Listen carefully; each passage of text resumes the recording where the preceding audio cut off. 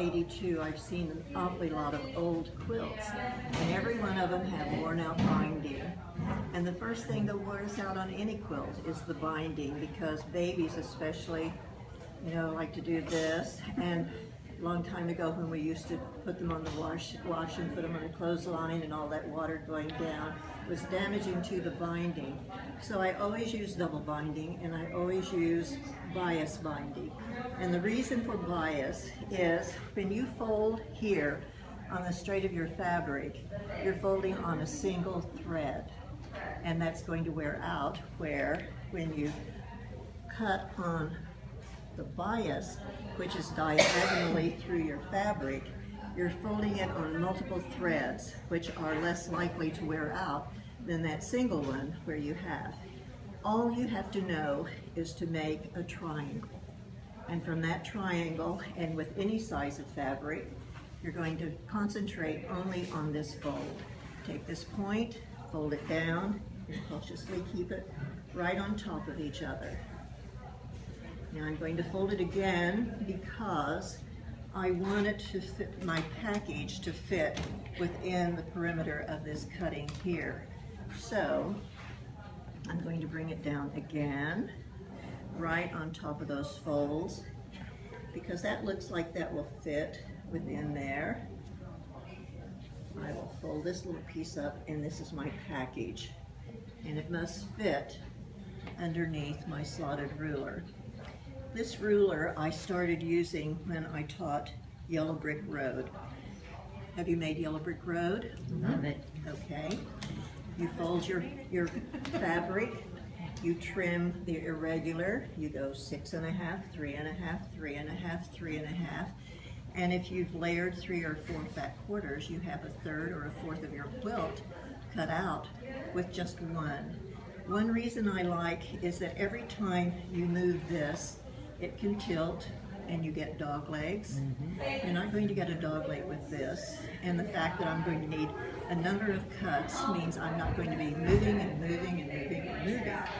I'm going to take my straight line here, my 0 line, and I'm going to put it on this fold right down here at the bottom.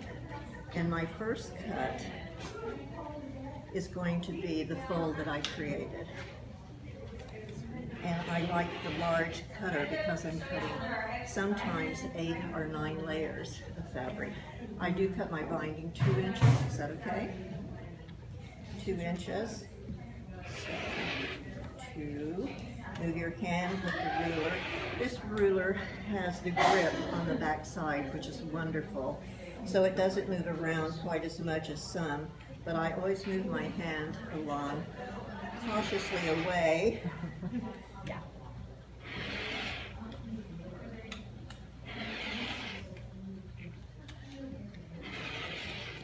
Now, she may not need all of this because she's just doing this smaller size. So I start out, discard this. The neat thing is all of these ends are mitered. So when we go to the machine to start sewing these end to end, they're already mitered for us, and with a design like this. And I like to use stripes because they really look neat around. Okay, you already have it mitered, so you're going to pick up this piece and this piece. See there? I'm going to sew that together. Pull this one up, get another strip. Now sometimes you're going to pick up a strip and you're going to say, well, that doesn't miter. Well, the other end might. No, it doesn't either. So let's pick up another one. This one miters.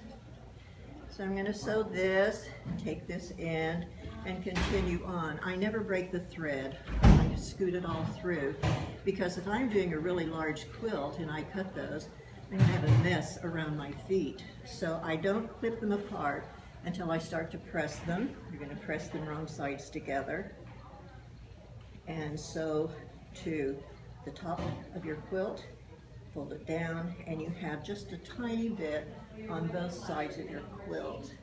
Excuse me. I hope you got that fold. Me too. That's the good part, yeah. With the 2-inch,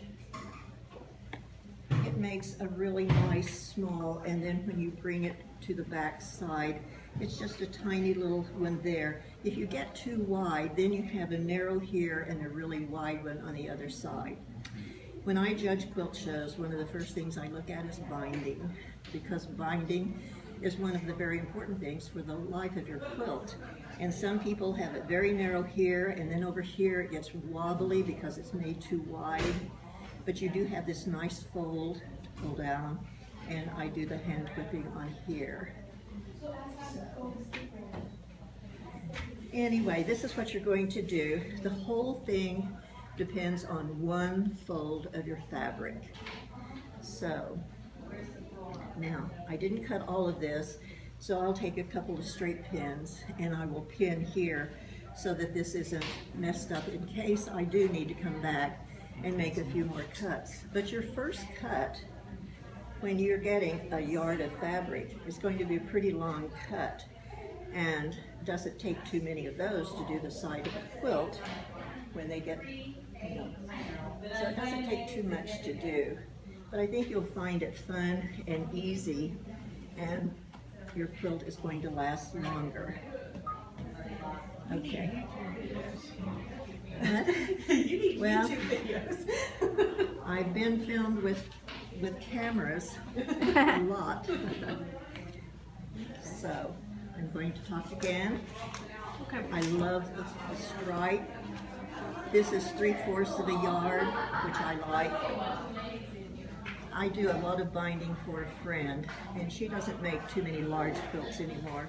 So she almost always brings me 3/4 of a yard of fabric. If you have a yard, you almost always are going to have some left over, but that's nice for quilt holders and things like that. First thing is this fold for a big triangle, and this is your bias. All you're doing is folding on top and smoothing, folding again so that you know it's going to fit beneath that ruler, and smooth, and bring the tail up, and you have your package. Take off the fold, 2, 2, 2, 2, 2.